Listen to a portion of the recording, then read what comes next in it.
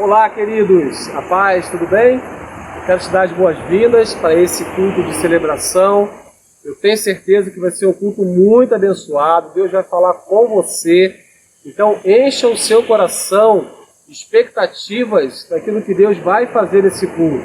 E lembrando que hoje nós teremos a ministração da Santa Ceia. Então, prepare os seus elementos e vamos juntos ceiar, vamos juntos adorar a Deus, vamos juntos expressar a nossa gratidão ao Senhor. Seja bem-vindo a esse culto, vamos louvar ao Senhor. Paz.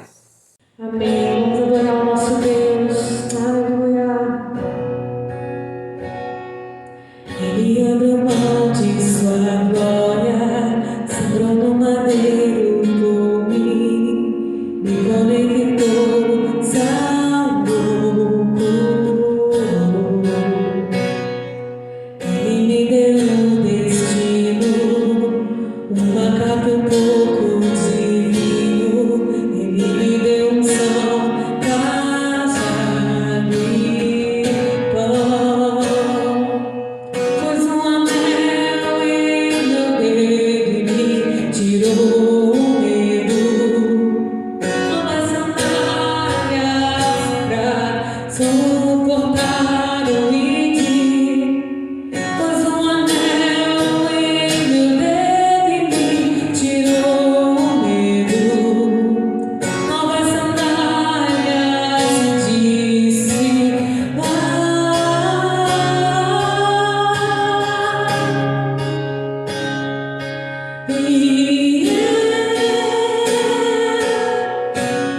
me despedi dos meus pais, queimei minhas carroças e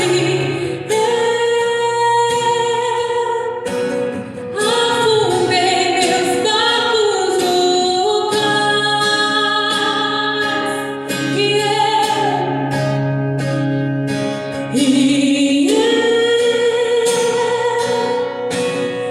me despedi dos meus pais, queimei minhas carroças e afundei meus barcos no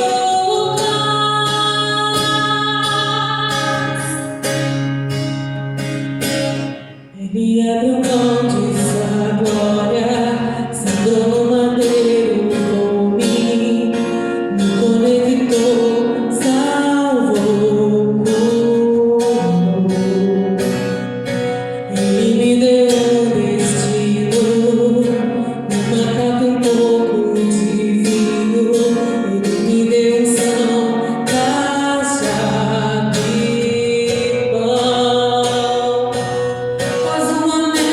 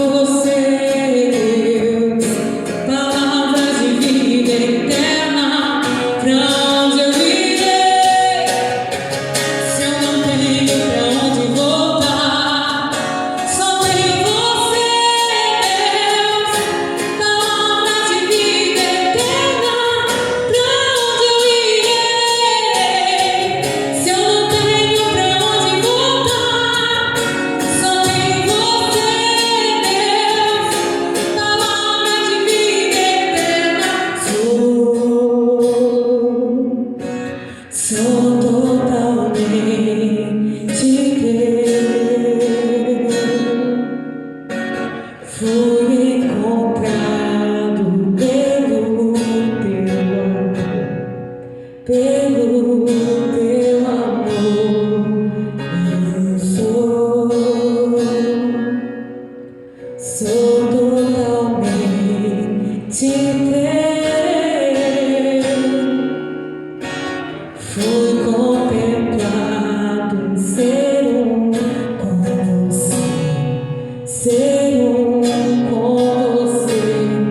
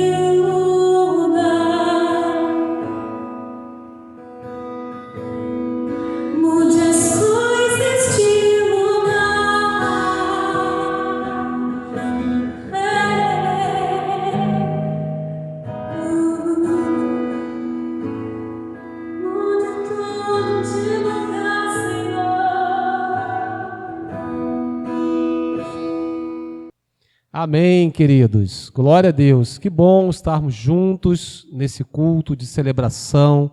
É muito bom ter você conosco aí, conectado, a sua família. E vamos aproveitar e enviar esse link para o máximo de pessoas que você puder. E vamos juntos alcançar vidas para o Senhor. E lembrando que daqui a pouco nós teremos a ministração da Santa Ceia. Então prepare aí os seus elementos para juntos estarmos ceando, adorando, expressando toda a nossa gratidão ao nosso Deus. Amém? E agora é aquele momento bem legal, nosso Minuto Conexão, aonde você vai tirar uma foto bacana e vai estar enviando para o máximo de pessoas nas suas redes sociais. Vamos contagiar o coração das pessoas através do amor de Deus. Então vou contar até 3 e você vai tirar essa foto e vai estar postando nas suas redes, tá bom? 1, 2, 3. Minuto Conexão.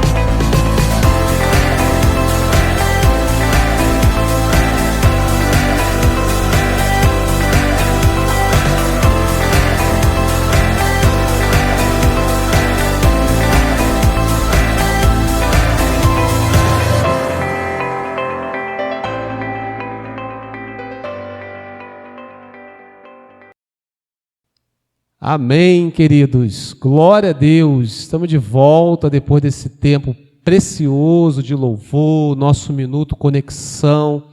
E agora nós vamos expressar a nossa gratidão, o momento de devolvermos os dízimos e as nossas ofertas.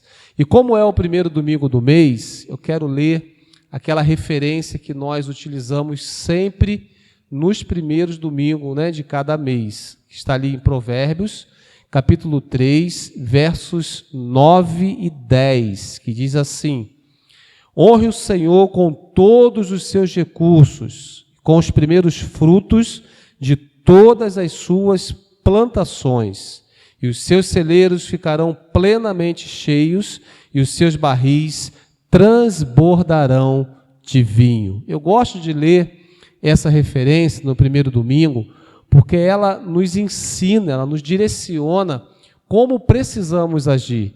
Honrar ao Senhor em primeiro lugar, honrar ao Senhor com os nossos frutos, com os primeiros frutos, e aí a promessa se cumpre em nossas vidas. Então, honre ao Senhor com aquilo que você tem de melhor, honre ao Senhor como prioridade na sua vida, em primeiro lugar, em todas as áreas. E quando nós falamos em expressarmos gratidão, nós podemos também fazer isso na questão financeira, honrando a Deus com os nossos dízimos e com as nossas ofertas, e permanecermos debaixo das promessas. Então, quero orar com você, e depois você vai ter um tempo para devolver o seu dízimo, para devolver a sua oferta. Você pode fazer isso agora mesmo, através do QR Code que está aparecendo para você, efetuando assim uma transferência, ou, se você preferir, ao longo da semana,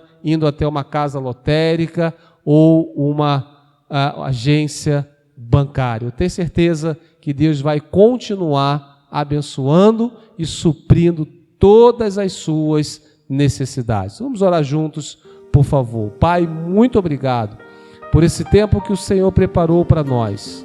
Um tempo de semeadura, um tempo de honra, um tempo onde nós reconhecemos que tudo que somos e tudo que temos é pela Tua graça, é pelo Teu amor, é pela Tua misericórdia.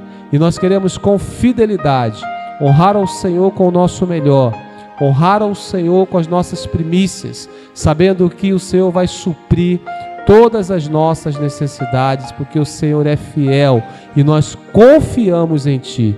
Muito obrigado, em nome de Jesus, amém e amém. Glória a Deus. Deus abençoe e uma boa semeadura.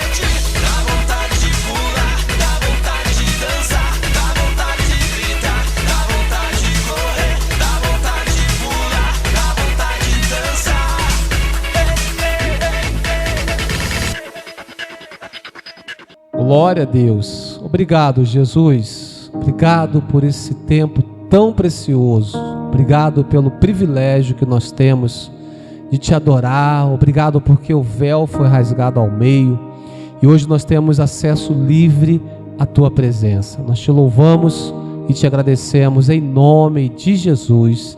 Amém. Amém, queridos. Agora chegou o momento muito especial do nosso culto, o momento onde iremos celebrar juntos a Santa Ceia do Senhor.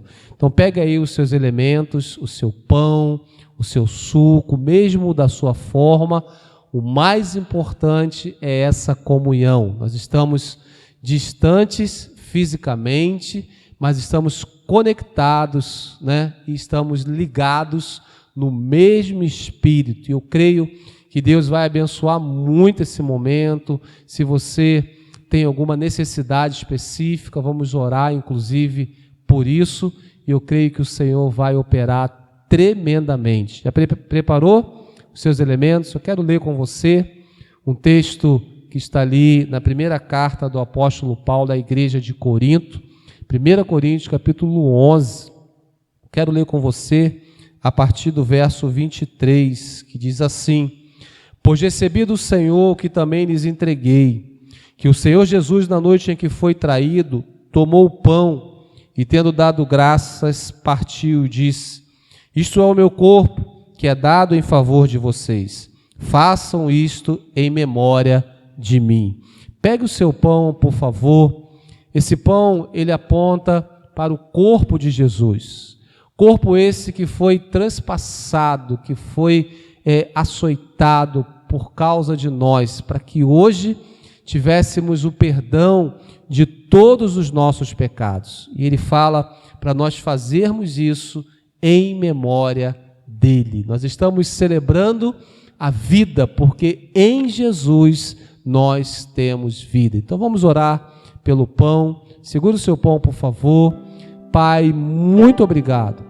Obrigado porque o Senhor preparou esse momento para nós. Obrigado, ó Deus, pelo sacrifício da cruz. Obrigado a Deus porque o nosso Senhor, Ele pagou um preço para que tivéssemos hoje vida e vida em abundância. Nós nos alegramos em podermos celebrar como igreja esse momento tão especial. Nós abençoamos esse pão em nome do Pai, do Filho e do Espírito Santo de Deus. Amém. Amém, queridos? Vamos então comer juntos do pão, por favor.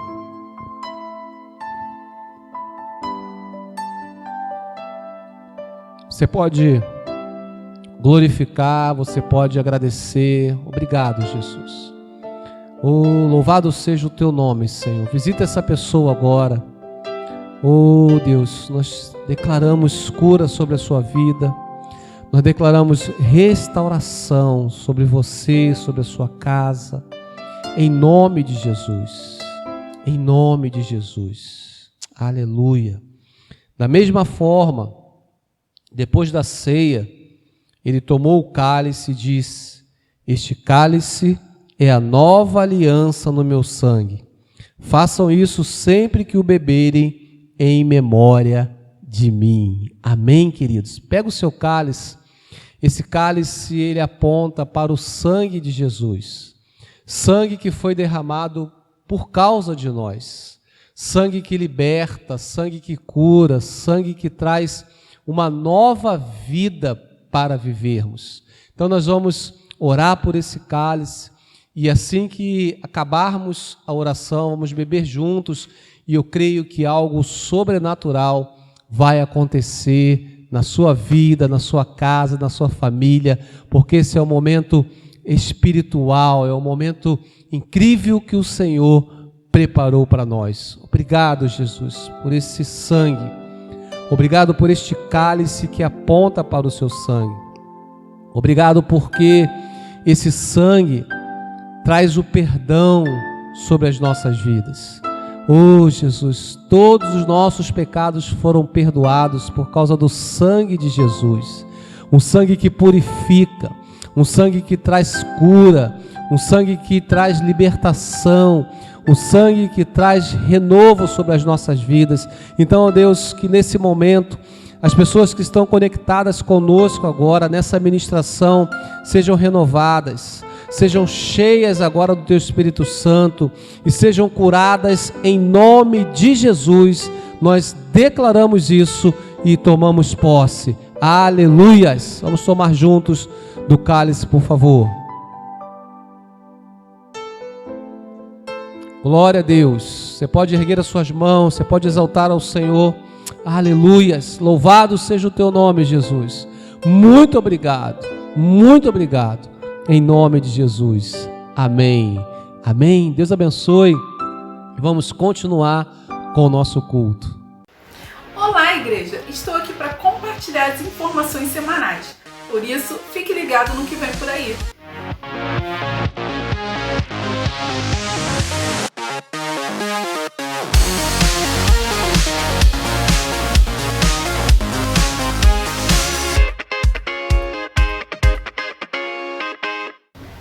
O que você acha de compartilhar e aprender mais de Deus com outras pessoas?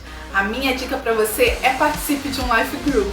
Encontre um através dos nossos links no nosso site ou use o nosso QR Code. Todas as segundas estamos tendo reuniões com os nossos pastores Lúcio e Heloísa às 20 horas. Planeje-se para participar conosco. Fique atento aos grupos do WhatsApp e entre com o link compartilhado. Intercessão, oração, clamor, comunhão e muito mais. Eu estou falando das nossas reuniões das Mulheres Guerreiras. Elas acontecem todas as terças e quintas online através do Zoom às 17 horas. Venha orar pela sua família. Esse recado é importante para toda a igreja, especialmente para os líderes e futuros líderes. Toda terça-feira, às 20h30, temos o nosso Tadel online pelo Zoom. É importante que você se prepare para exercer o seu ministério. Temos tantas pessoas precisando de Jesus e é por isso que em outubro estaremos começando o projeto Eu Mais Um. O nosso desafio é ganhar pelo menos uma pessoa para Jesus. O avivamento começa dentro de cada um de nós e se fizermos a nossa parte, temos certeza que teremos uma grande colheita no reino de Deus. E eu vou ficando por aqui, mas estaremos conectados através das nossas redes sociais, do nosso canal no YouTube e do nosso site. Começa agora uma poderosa palavra de Deus. Até a próxima!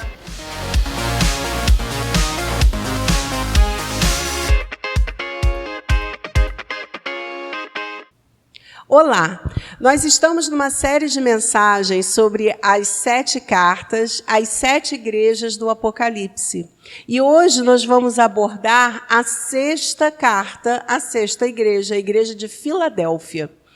Acompanhe comigo, por favor, Apocalipse, capítulo 3, versos de 7 a 13. Ao anjo da igreja em Filadélfia, escreva: estas são as palavras daquele que é santo e verdadeiro, que tem a chave de Davi.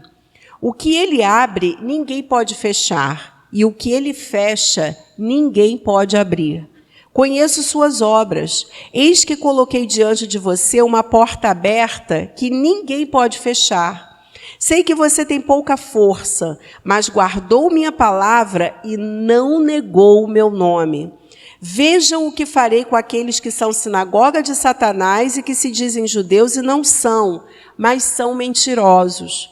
Farei que se prostrem aos seus pés e reconheçam que eu amei você. Visto que você guardou minha palavra de exortação à perseverança, eu também o guardarei da hora da provação que está para vir sobre todo o mundo, para pôr à prova os que habitam na terra. Venho em breve. Retenha o que você tem, para que ninguém tome a sua coroa. Farei do vencedor uma coluna no santuário do meu Deus, e dali ele jamais sairá. Escreverei nele o nome do meu Deus e o nome da cidade do meu Deus, a nova Jerusalém que desce do céu, da parte de Deus. E também escreverei nele o meu novo nome. Aquele que tem ouvidos, ouça o que o Espírito diz às igrejas. Eu sempre gosto de começar com uma breve introdução histórica para sabermos o que estava acontecendo na história dessa cidade e no momento que essa carta foi enviada. Lembrando que essa carta foi escrita pelo apóstolo João quando estava em Pátimos, inspirada pelas visões que ele teve do Apocalipse, né, a revelação que ele teve do Senhor Jesus Cristo, no qual ele teve a ordem de enviar cartas a essas 7 igrejas que ficavam na região da Ásia Menor. Então, Filadélfia significa amor entre irmãos. Ela foi fundada por Átalo e deu esse nome a essa cidade porque ele amava muito seu irmão Eumênides. Ela também recebeu, além desse nome, mais 2 outros nomes posteriormente. Ela também foi chamada de Neo-Cesareia, em gratidão a César, no ano 90 depois de Cristo, porque ela foi reconstruída. Ela ficava numa região de terremotos. E como eu falei no último estudo sobre Sardes, houve um terremoto muito grande que destruiu parte da cidade de Sardes e quase toda a cidade de Filadélfia. Então ela foi reconstruída e foi chamada de Neo-Cesareia. E posteriormente ela recebeu o nome de Flávia, que era em homenagem ao imperador, que era dessa linhagem flaviana, né, dos flavianos. Então, ela também foi chamada de Flávia posteriormente. Esses nomes são muito importantes, porque no final o Senhor faz uma menção sobre isso. Eu acho interessante a gente guardar esse detalhe. Ela era chamada de Pequena Atenas e a Porta do Oriente. Apesar de não ser uma cidade muito grande, era uma cidade estrategicamente formada, porque ela ficava na rota entre Roma e o Oriente, na rota do correio imperial. Ela foi quase totalmente destruída pelo terremoto de 17 depois de Cristo, eu já falei, e por causa disso, porque era uma região muito instável, muitos viviam em tendas fora da cidade, porque a qualquer momento eles poderiam ter um tremor de terra. Agora, essa é a situação da cidade. Agora, vamos pensar um pouco, ainda falando um pouco da cidade, quando eles dão esse nome, a chamam de Pequena Atenas, é que eles fizeram, principalmente o Império Romano, depois que reconstruiu vários templos na cidade, fazendo uma mistura da cultura helênica com a cultura romana. E se tornou uma cidade bonita, uma cidade cara, uma cidade bastante conhecida por causa disso. Então, era como se fosse uma vitrine da cultura helenista e da cultura romana. Isso é muito importante para nós entendermos aquilo que Jesus vai falar para essa igreja. Vamos falar sobre a igreja de Filadélfia. Ela era a mais jovem das 7 igrejas, não tinha fama, mas era fiel e perseverante. Ao contrário de Sardes, que era uma igreja bastante famosa como uma igreja ativa e o Senhor diz que ela era uma igreja morta, na verdade. Mas Filadélfia não, era uma igreja que não tinha fama. Ela foi perseguida pelos judeus, e Jesus diz que eles eram sinagogas de Satanás. Na verdade, não eram judeus coisa nenhuma, nem o temor que eles deveriam ter a Deus como os judeus eles tinham, e eles perseguiam os cristãos, perseguiam bastante dessa localidade e outras também. Era uma igreja de oportunidades, uma igreja amada e protegida por Deus, ao contrário das outras igrejas, com exceção de Esmirna. Na verdade, Esmirna e Filadélfia foram as igrejas que não receberam nenhuma repreensão do Senhor. Pelo contrário, elas foram bastante incentivadas a perseverarem. O pastor Hernandes Dias Lopes, ele diz no comentário dele: a cidade de Filadélfia tinha sido fundada para ser uma porta aberta missionária de divulgação da cultura e do idioma grego na Ásia. E o John Stott, ele disse que o que a cidade tinha sido para a cultura grega era agora para o Evangelho de Cristo. Isso é muito interessante. Foi uma cidade trabalhada para que fosse uma expositora da cultura grega, greco-romana, como eu já falei. Porém, o Senhor usa isso e mostra para eles que, na verdade, eles tinham que ser missionários e expor a cultura do reino de Deus. Nessa carta, Jesus revela-se de forma profunda à igreja. Eles precisavam compreender a sua identidade, o seu chamado, o seu propósito. Eles estavam sob nova direção. Aliás, o tema dessa mensagem é sob nova direção. É bastante interessante, eu vou fechar explicando o porquê desse tema. Nós vamos ver 7 pontos, 7 lições daquilo que precisamos saber sobre Jesus. Porque de todas as cartas, essa é a que Jesus mais se revela. E ele começa no verso 7 dizendo: ao anjo da igreja em Filadélfia escreva, lembrando que quem ditou isso foi o próprio Senhor Jesus. Estas são as palavras daquele que é santo e verdadeiro e que tem a chave de Davi. A primeira coisa que nós vemos sobre Jesus é que ele é santo. A palavra santo significa separado. Ele não é corrupto. Ele é puro e ele é verdadeiro. Num mundo em que as pessoas buscam relativizar qualquer questão, o Senhor ele se coloca como verdadeiro. Jesus mesmo disse que ele era o caminho, a verdade e a vida. Então, você pode acompanhar comigo a primeira carta de Pedro, capítulo 1, de 13 a 17. Diz assim: portanto, estejam com a mente preparada, prontos para a ação.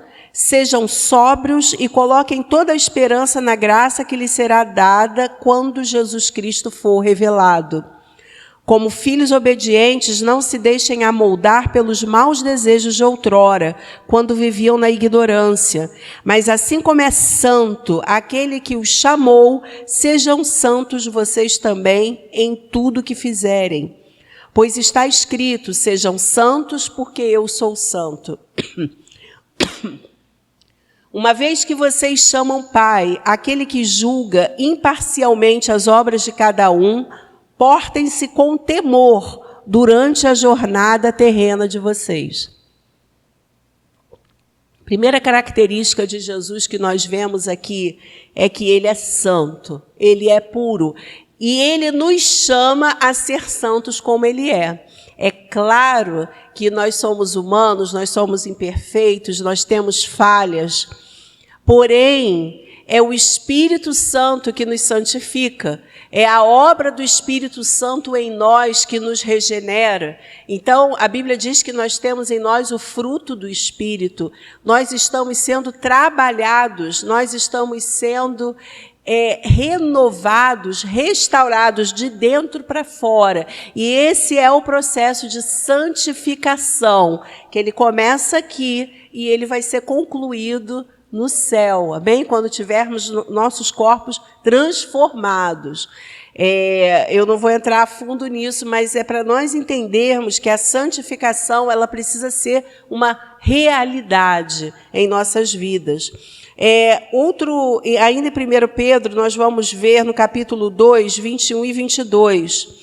Para isso vocês foram chamados, pois também Cristo sofreu no lugar de vocês, deixando-lhes exemplo, para que sigam os seus passos. O que é ser cristão? Ser cristão é seguir os passos de Jesus, é ser como Ele é buscar ser como Ele é. Ele não cometeu pecado algum, nenhum engano foi encontrado em sua boca. Então, nós temos que ter muito claro isso, de que o Senhor é santo. E eu acredito que a maioria das pessoas compreendem isso. Ele é verdadeiro, mas nós também precisamos desse processo de santificação, para que a verdade seja como um cinto, como o apóstolo Paulo falou em Efésios 6 sobre a armadura de Deus, que nós tenhamos o cinto da verdade, a verdade do nosso íntimo, na nossa intimidade, porque Deus, Ele é santo e Ele é verdadeiro. Segunda característica que nós vemos sobre Jesus é que Ele tem toda a autoridade, Ele tem a chave de Davi. Essa expressão chave de Davi, ela está em Isaías 22, versos 22 e 23. Porei sobre os ombros dele a chave do reino de Davi. O que ele abrir, ninguém conseguirá fechar. O que ele fechar, ninguém conseguirá abrir. Eu fincarei com uma estaca em terreno firme. Ele será para o reino de seu pai um trono de glória. Esse texto ele está falando sobre Uquias. Porém, nós sabemos que Isaías é um texto, um livro, é um escrito messiânico que aponta para Jesus. Então, quem tem a chave do reino de Davi, a chave do reino dos céus, aquele que é o leão da tribo de Judá, descendente de Davi, é o Senhor Jesus. Efésios 1, 20 a 23 diz, esse poder ele exerceu em Cristo, ressuscitando dos mortos, fazendo assentar-se à sua direita nas regiões celestiais, muito acima de todo governo, autoridade, poder e domínio, e de todo nome que se possa mencionar, não apenas nessa era, mas também no que há de vir. Deus colocou todas as coisas debaixo de seus pés, e o designou como cabeça de todas as coisas para a igreja, que é seu corpo, a plenitude daquele que enche todas as coisas em toda e qualquer circunstância. Aleluia! O Senhor tem toda a autoridade no céu e na terra. Isso precisa nos fazer tremer e temer a presença dele, mas isso precisa nos fazer sentir-nos seguros, porque o Senhor não perde a autoridade para nada e nem para ninguém. Nós estamos perfeitamente seguros nos braços dele quando nós entregamos nossa vida a Jesus.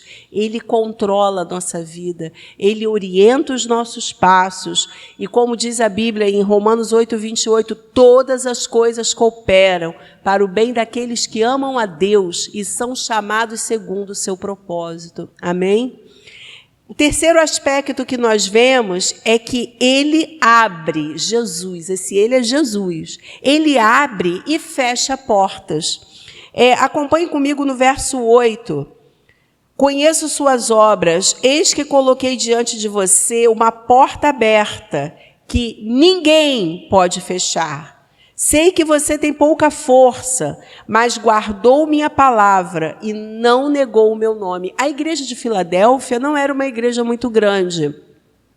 Era uma igreja que sentia-se pressionada, principalmente com essa questão da perseguição que eles tinham dos judeus. Porém, eles eram fiéis, eles eram perseverantes, eles são elogiados pelo Senhor. Porém, eles precisavam compreender que a porta que o Senhor havia aberto naquela cidade não seria fechada. Gente, o dono da igreja é Cristo. O dono da igreja é Jesus. Pode ser o governo que for, que determine o fechamento de uma igreja, pode ser o que aconteça, seja qualquer tipo de governo ou domínio. Quem dá a palavra final é o Senhor.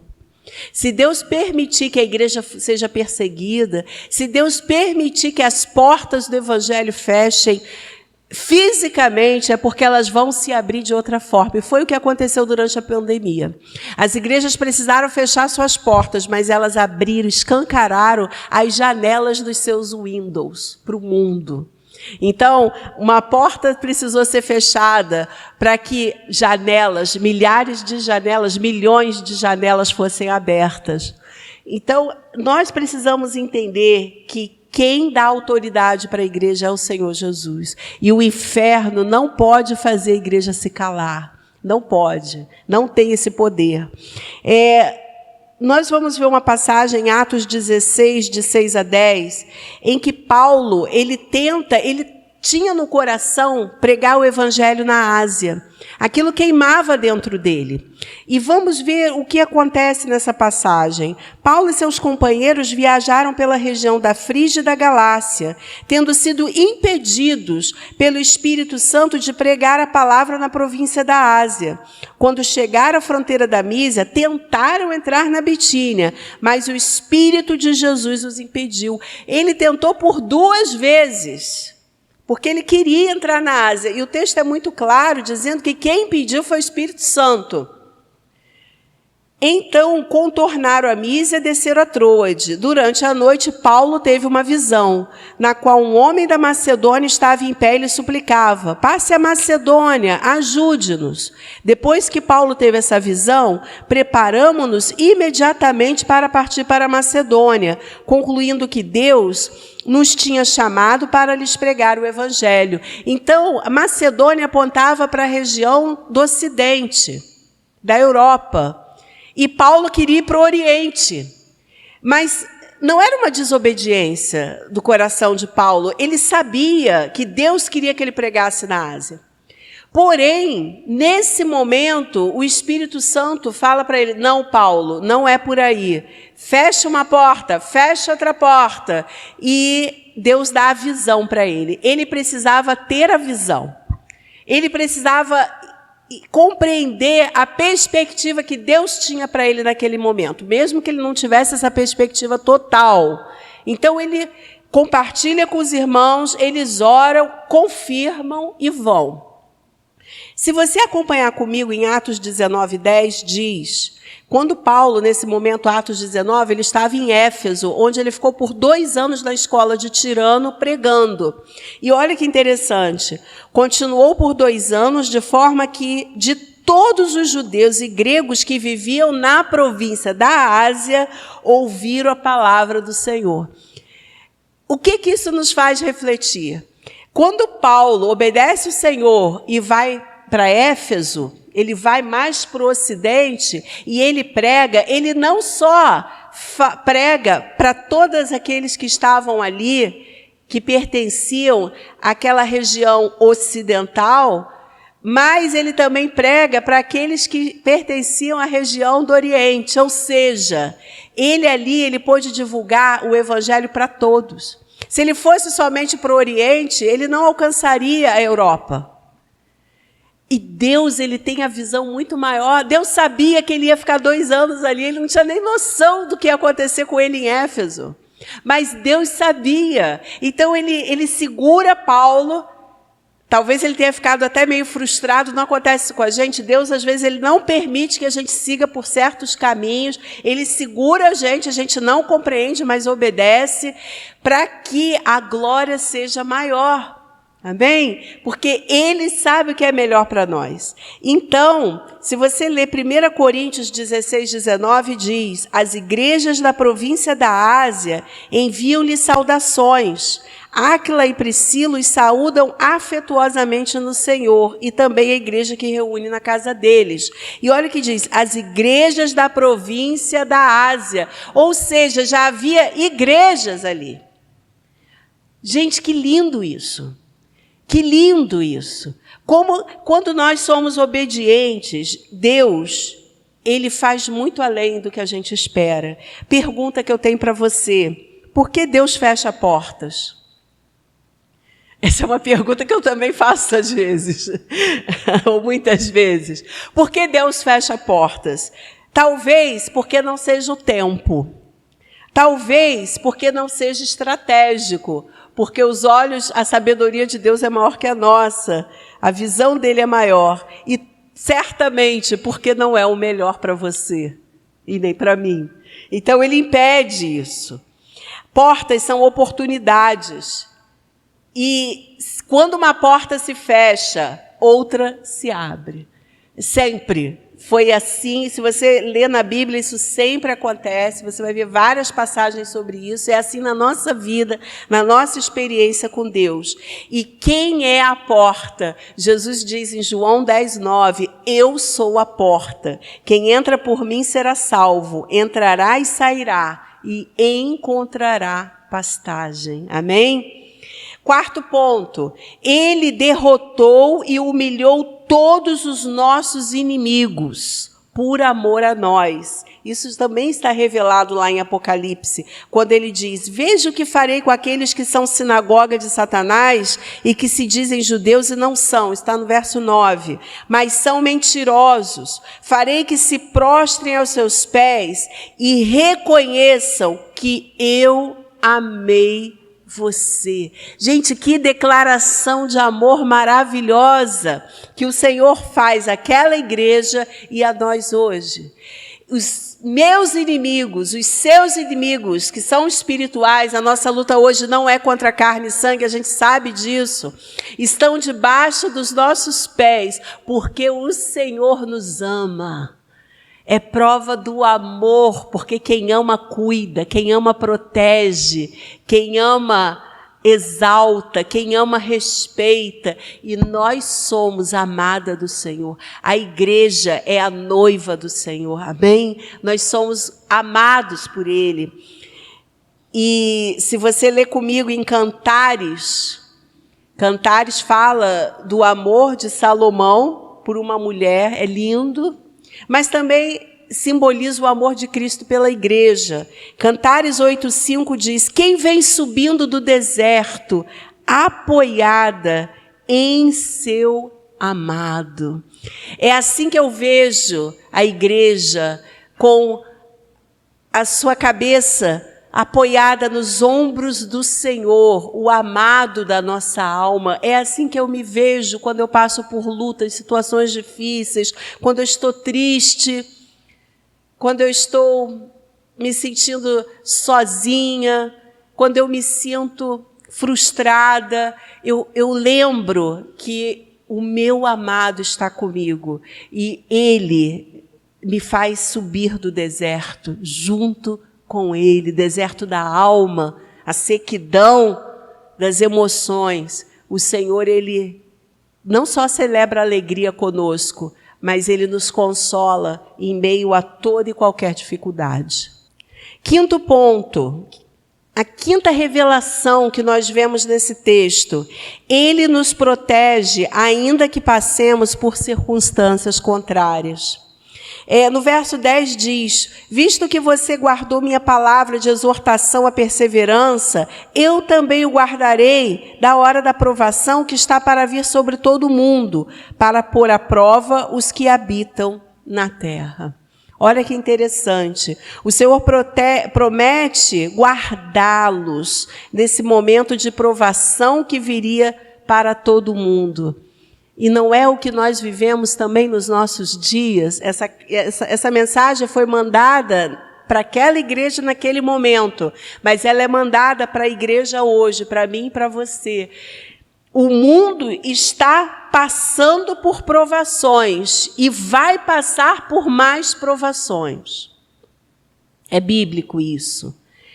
Porém, eu guardei você. Eu o guardarei na hora da provação. Isso é maravilhoso. Saber que pode acontecer o que seja, o que for, nós estamos guardados pelo Senhor. E só vai acontecer conosco aquilo que Deus permitir. Mateus 5, 45, na segunda parte do texto diz: Ele faz raiar o seu sol sobre maus e bons, e derrama chuva sobre justos e injustos. Queridos, aquilo que muitas vezes nos acomete não foi gerado por nós, não foi provocado por nós. Talvez seja uma crise social, uma crise econômica em que nós estamos inseridos. Mas, como você já deve ter ouvido falar várias vezes, o Senhor, Ele nos livra muitas vezes dentro da fornalha e não da fornalha, né? Pegando aquele exemplo de Sadraque, Mesaque e Abednego lá na Babilônia. Como Daniel, que foi lançado na cova dos leões, por amor a Jesus, porque ele não quis esconder sua devoção a Deus. E o Senhor o guardou dentro da cova, mas não guardou ele da cova. Ele entrou. E ele precisou ver os leões, talvez sentir o bafo dos leões, mas ele ficou intocado lá dentro. E é isso que o Senhor nos promete. Isaías 43, 1 e 2 diz: quando você atravessar as águas, eu estarei com você. Um pouquinho antes ele diz: não tema, pois eu o resgatarei, eu o chamei pelo nome, você é meu. Quando você atravessar as águas, eu estarei com você. Quando você atravessar os rios, eles não o encobrirão. Quando você andar através do fogo, você não se queimará. As chamas não o deixarão em brasas.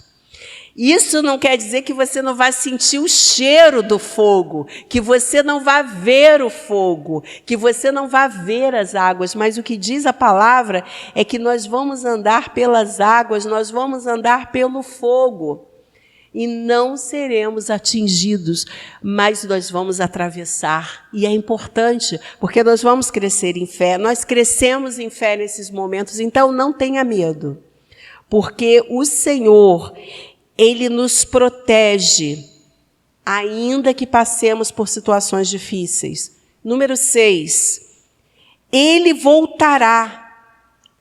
Isso é maravilhoso. Ele voltará. E no verso 11 diz: venho em breve, retenha o que você tem, para ninguém tome a sua coroa.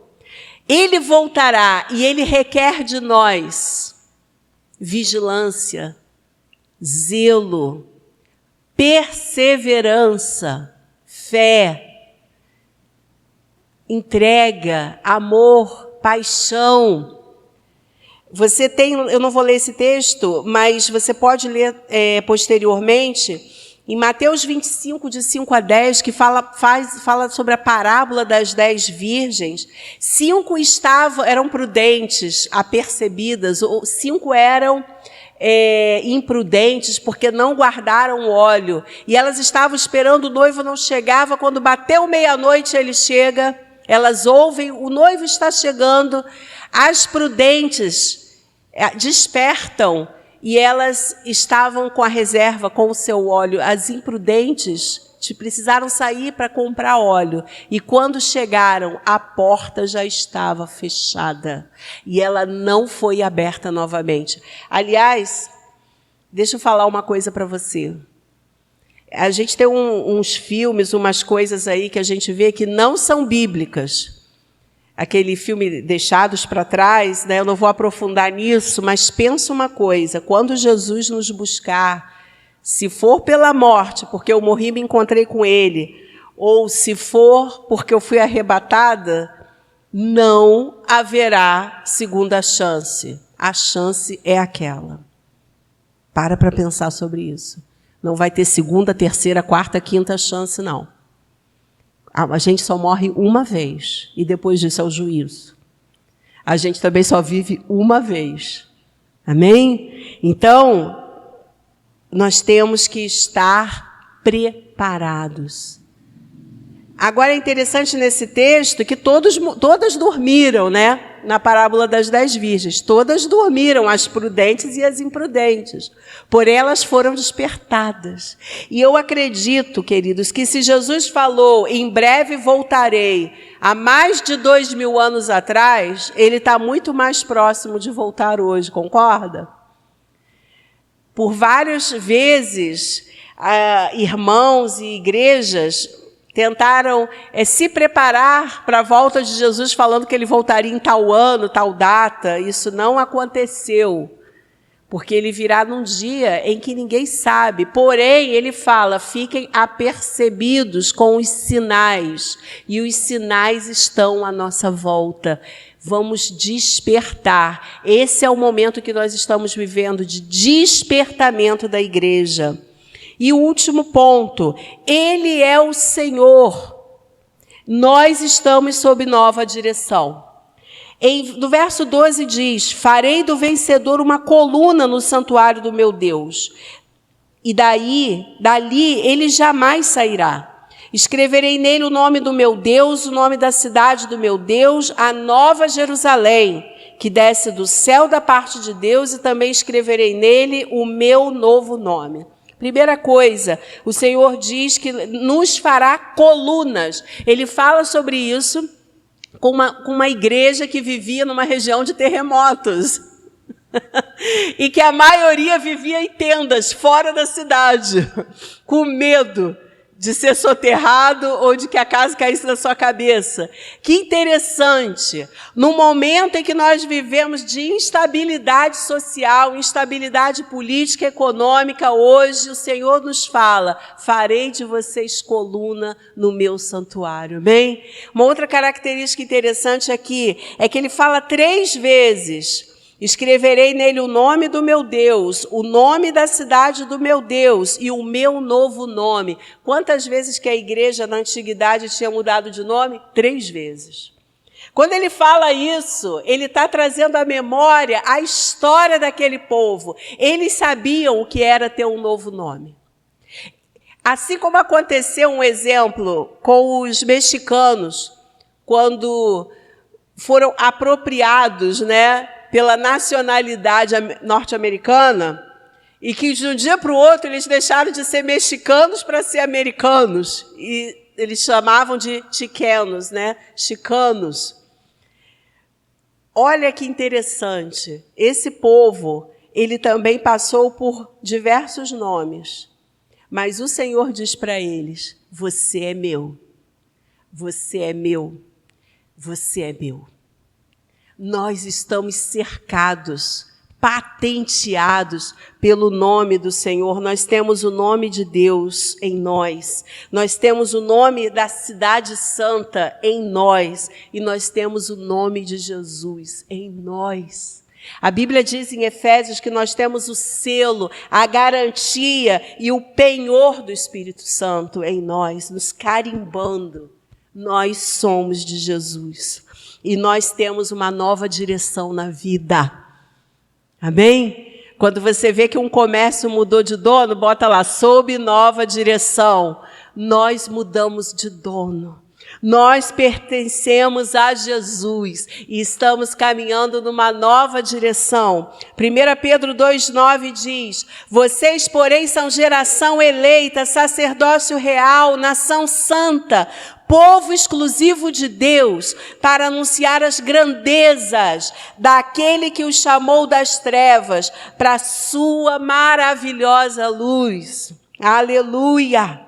Pastor Luciano Subirá, ele tem uma frase que eu gostei muito. Se você quer compreender para o que algo foi criado, você precisa retornar à sua origem. Aqueles irmãos foram criados, aquela cidade de Filadélfia, para ser uma amostra da cultura greco-romana para o mundo. Primeiro helênica, depois greco-romana.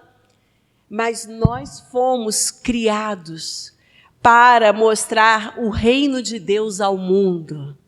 Esse é o resgate da nossa história. Eu e você estamos sob nova direção. E o nosso dono não abre mão nem de você e nem de mim. Ele não abre mão de nós.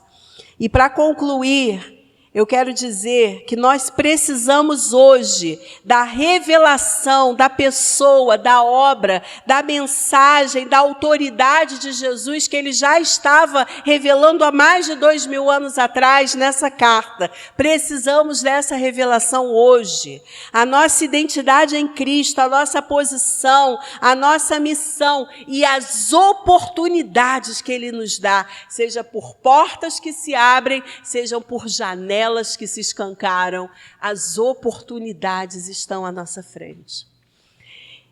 Filipenses 1:6 diz: estou convencido de que aquele que começou boa obra em vocês vai completá-la até o dia de Cristo Jesus. Amém? A obra não acabou. Nós estamos sendo renovados, transformados, de fé em fé, de glória em glória. Vamos orar? Deus, eu quero agradecer ao Senhor por essa mensagem que fala sobre a revelação de Jesus. Essa revelação que nós precisamos hoje para permanecer fiéis, inabaláveis, diante de toda e qualquer circunstância. Senhor, eu oro por aqueles que agora estão decidindo ter a decisão mais importante da sua vida, que é ter uma nova direção, ter um novo dono, estar sob nova direção. Que o Senhor os abençoe para que eles entreguem a vida a Ti e continuem caminhando nessa nova direção. Eu oro por aqueles que já têm caminhado contigo, mas que por acaso ou por causa das circunstâncias estão desanimados, estão entristecidos. Eu quero pedir, Senhor, que o Senhor os renove com essa mensagem, os renovem a partir da Tua palavra, para que eles compreendam a largura, a altura, a profundidade do amor de Deus por nós. E, Senhor, eu oro por aqueles que têm permanecido fiéis, que continuem perseverando em fé, em glória, em nome de Jesus. Porque aquele que começou a obra em nós há de completá-la, porque estamos sob uma nova direção. Muito obrigada, em nome de Jesus. Amém. Que você tenha uma semana abençoada. Dá um feedback para a gente aqui embaixo do que você achou dessa mensagem, o que Deus falou com você através dessa palavra. Nós temos também um telefone de contato aqui que você pode mandar um recado para a gente, conhecer você melhor e que você continue caminhando nessa nova direção. Em nome de Jesus, amém. Uau, que palavra incrível! Eu fui muito abençoada. E você? Não esqueça de deixar o seu comentário aqui embaixo. Mas não acabou não. Vai começar agora o Paz Kids Online. Bom dia, amigos! Que maravilhoso estar com vocês mais uma vez. Na semana passada foi muito legal assistir a história bíblica de Noé.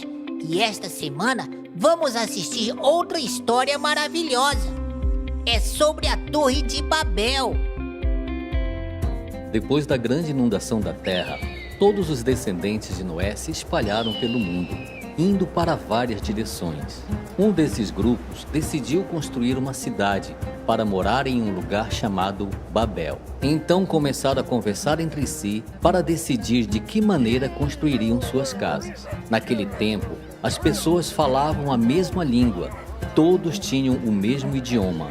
Então decidiram: vamos construir uma torre que chegue até o céu, a maior torre do mundo. Assim seremos melhores que todos e não seremos espalhados pelo mundo. Deus observava tudo isso e viu que aquele povo cheio de boa vontade começou a construir a torre. Então o Senhor desceu para ver a cidade e a torre que aquela gente estava construindo. Deus disse assim: essa gente é um povo só. E todos falam uma só língua, e eles estão muito orgulhosos. Isso que eles estão fazendo é apenas o começo. Logo serão capazes de fazer o que quiserem. Vamos descer e confundir a língua deles, a fim de que um não entenda o que o outro está dizendo. Quando as línguas foram divididas, eles não conseguiram mais se entender. Foi a maior confusão. Assim, eles pararam de construir a cidade. A cidade recebeu o nome de Babel, pois ali o Senhor confundiu a língua dos homens, e Deus os espalhou pelo mundo inteiro.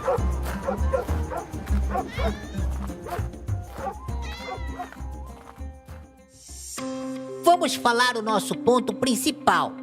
Repitam comigo. Em unidade, somos mais fortes.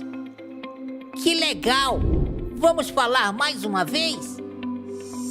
Em unidade, somos mais fortes.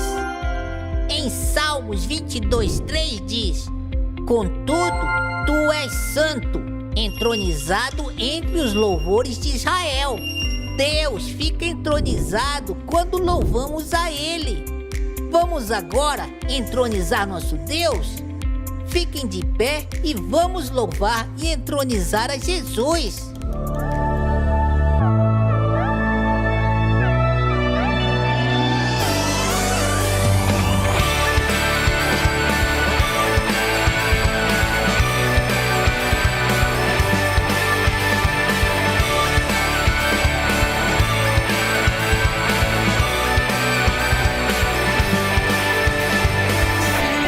Senhor nosso, como é poderoso o teu nome em toda a terra.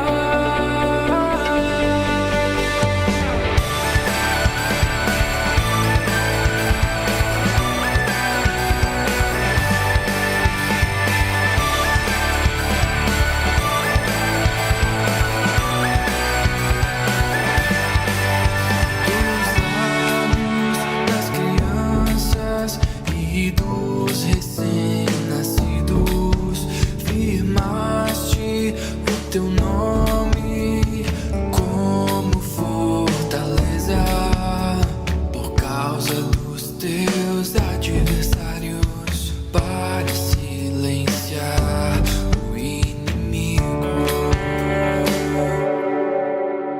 Senhor, Senhor nosso, como é poderoso o teu nome em toda a terra.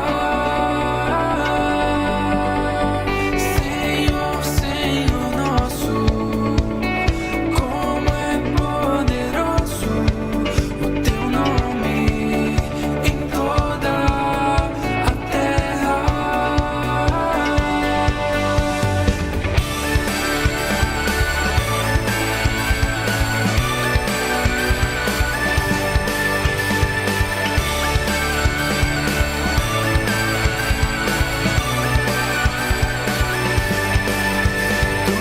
Lábios das crianças e dos recém-nascidos, firmaste o teu nome como fortaleza por causa dos teus adversários, para silenciar o inimigo. Senhor, Senhor nosso, como é poderoso o teu nome em toda a terra. Senhor, Senhor nosso, como é poderoso o teu nome em toda a terra.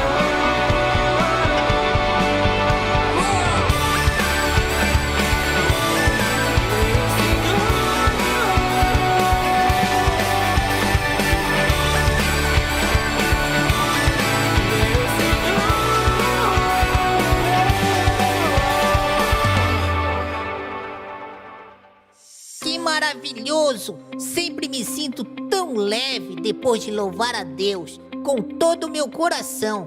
Imagino que você também. Agora, vamos ver o que está acontecendo lá no espaço, na Escola de Missões Planetária.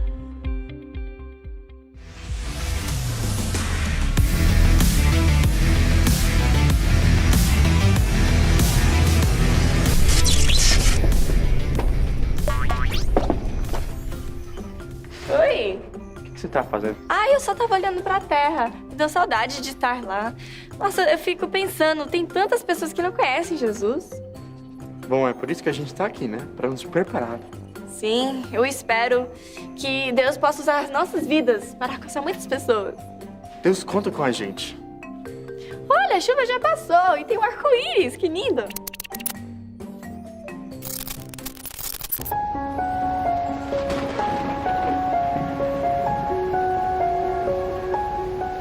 Uau, tudo que Deus fez é lindo e perfeito, né?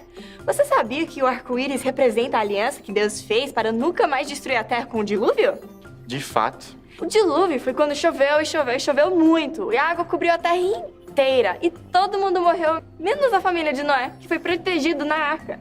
É, toda vez que eu vejo um arco-íris, eu sou lembrado da promessa que Deus fez. Sim, nós precisamos nos unir, porque sozinhos não conseguimos realizar esse plano que Deus tem para nós. Se trabalharmos juntos, a terra será cheia da glória de Deus.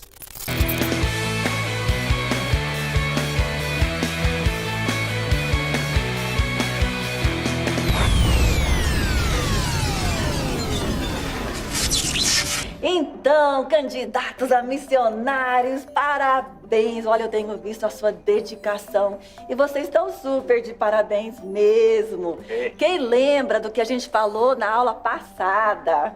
A criação. Não foi a criação, foi de Noé, vocês lembram? Então hoje a gente vai falar sobre unidade, tá bom? Então repitam aqui comigo, unidos. Unidos! Somos mais fortes! Somos mais fortes! Professora, Oi, Amanda. o que significa unidade? Então, unidade é relacionado com algo único, algo que não pode ser separado. Ah, quê? Pois é, eu sei que é uma palavra grande, né? Mas a gente vai aprender sobre isso na história da Torre de Babel, depois do intervalo. Vamos lá. Nossa, quando será que a gente vai ter outro treinamento? Quero muito aprender a usar minha arma. O que aconteceu? Você fez eu perder o jogo. Engraçadinho. Mas voltando ao assunto, eu não vejo a hora de usar minhas habilidades supersônicas. Habilidades, não. A gente nem teve aula disso. É isso que você acha? Está viajando na maionese. É. Verdade. Gente, calma, tem uma hora certa pra tudo. Nós já aprendemos a obedecer e como praticar as nossas habilidades. Vocês lembram disso? Não. Sim, eu preciso usar o meu dom com integridade e obediência. Que legal! Nós precisamos estar unidos para que Deus possa nos usar poderosamente. Pois é, isso me lembra de um versículo que eu aprendi. Repita comigo, tá bom? Ó, Filipenses 2:2. Filipenses 2:2. Façam-me completamente feliz. Faça-me completamente feliz. Amando uns aos outros. Amando uns aos outros. Trabalhando juntos. Trabalhando juntos. Com um só coração. Com Um só coração. Uma só mente. Uma só mente. E um só propósito. E um só propósito. Era de ir pro observatório. Bora lá?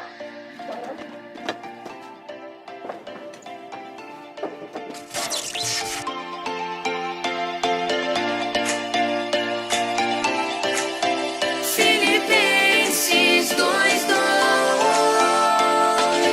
Façam-me completamente feliz, amando uns aos outros, trabalhando juntos com um só coração, uma só mente, um só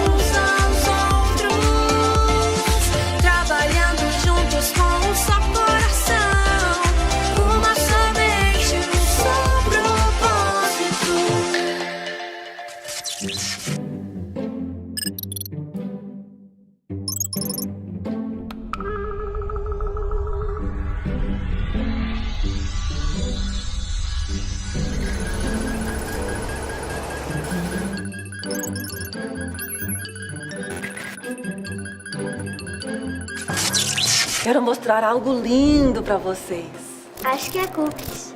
Mas você só pensa em comida, né? Ah, acho que eu sei o que é. Olha só, é o arco-íris. Com licença, professora. Eu e o Josh viemos pra cá e a gente conversou sobre arco-íris. O arco-íris é uma aliança de Deus, né?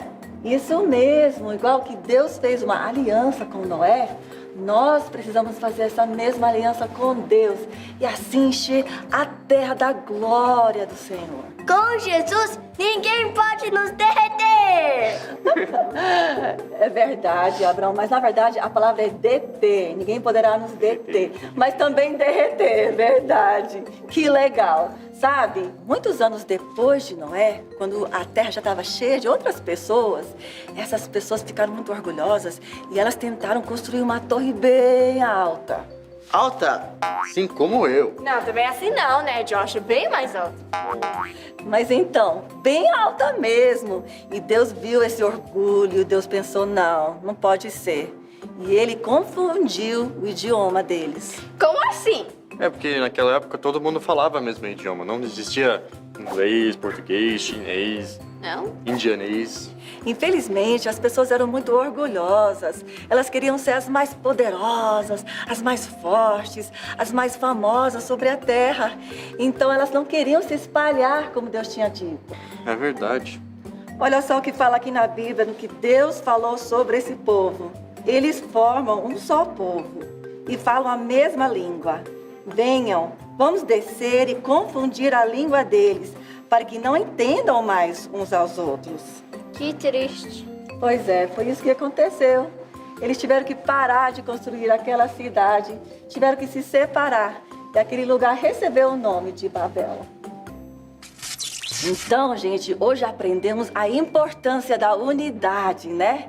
Se eles lá na Torre de Babel conseguiram construir uma torre tão alta por causa da unidade e nem conheciam a Deus, imagina nós que conhecemos Jesus. Não é verdade? Com a unidade, a gente consegue fazer tudo. A gente consegue conquistar o mundo com o amor de Cristo. Para destruir o inimigo, precisamos batalhar juntos. Por isso que estamos aqui. É igual ao versículo Filipenses 2:2. Façam-me completamente feliz, Façam-me completamente feliz, amando uns aos outros, amando uns aos outros, trabalhando juntos com um só coração, trabalhando juntos com um só coração, uma só mente uma só mente. e um só propósito. E um só propósito. Gente, eu fico tão feliz que vocês estão aprendendo tantas coisas maravilhosas da Bíblia. Parabéns! Eu amo a palavra de Deus. Eu também. Então, gente, vamos ficar bem juntinho? Olha, em humildade, né? A gente sempre considerando um ao outro, tudo para a glória de Jesus. Podemos fazer todas as coisas. Vamos falar uma confissão de fé? Em Cristo! Por Cristo. Podemos todas as coisas. Fazendo seu nome conhecido. Em toda a terra. Uhul!